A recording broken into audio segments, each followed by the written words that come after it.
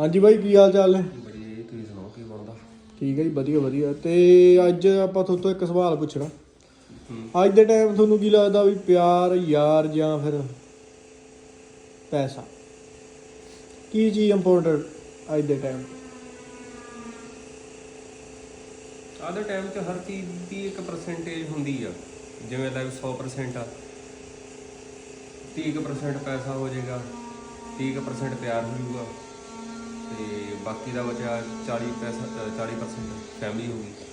ਤੁਹਾਨੂੰ ਕੀ ਲੱਗਦਾ ਵੀ ਇੱਕ ਚੀਜ਼ ਨਾਲ ਚੱਲ ਨਹੀਂ ਸਕਦਾ ਕੰਮ? ਨਹੀਂ, ਠੀਕ ਹੈ ਜੀ। ਜੋ ਚੀਜ਼ ਤੁਸੀਂ ਲੋਕ ਕਹਿ ਦਿੰਦੇ ਆ ਵੀ ਪੈਸਾ ਜ਼ਰੂਰੀ ਨਹੀਂ ਗਾ, ਪੈਸਾ ਵੀ ਜ਼ਰੂਰੀ ਆ, ਪਿਆਰ ਵੀ ਜ਼ਰੂਰੀ ਆ, ਪਰਿਵਾਰ ਵੀ ਜ਼ਰੂਰੀ ਆ। ਜਿਹੜੀ ਚੀਜ਼ਾਂ ਪੈਸੇ ਨਾਲ ਹੋਣੀਆਂ ਨੇ ਉਹ ਨਾ ਪਿਆਰ ਨੇ ਕਰਨੀਆਂ ਨਾ ਪਰਿਵਾਰ ਨੇ ਕਰਨੀਆਂ ਨੇ। ਜੋ ਚੀਜ਼ ਪਰਿਵਾਰ ਨੇ ਕਰ ਦੇਣਾ ਉਹ ਪੈਸੇ ਨੇ ਨਹੀਂ ਕਰਨਾ। ਸੋ ਹਰ ਚੀਜ਼ ਇੱਕ ਦੂਜੇ ਤੋਂ ਅੱਡ ਆ, ਪਰ ਹਰ ਚੀਜ਼ ਇਕੱਠੇ ਵੀ ਨਹੀਂ ਚੱਲਦੀ।